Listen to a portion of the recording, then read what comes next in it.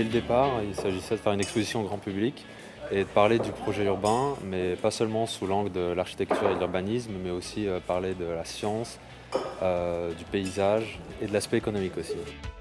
Dès le départ, on a cherché à voir comment on peut représenter ces différentes disciplines avec des supports architecturaux et comment le rendre communicable et compréhensible au grand public.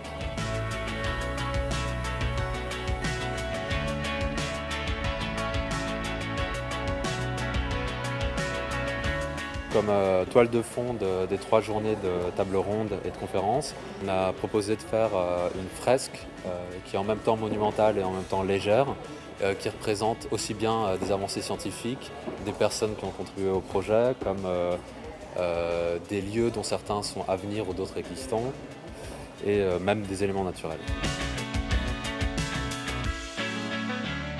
La difficulté avec un tel projet d'urbanisme, c'est la très grande échelle. Et donc on a choisi de montrer en différentes échelles le projet d'urbanisme, les idées derrière, mais aussi les maquettes des premiers bâtiments qui sont en cours de développement.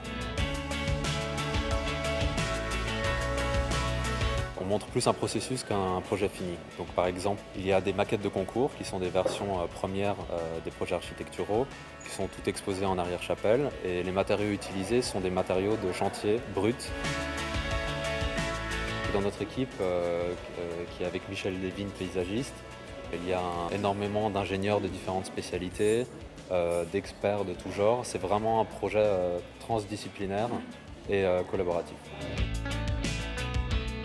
On travaille sur le plan urbain depuis à peu près 5 ans, mais on est certain que l'ensemble, ça durera 15 ans et ça sera une évolution dans le temps qui n'arrête jamais.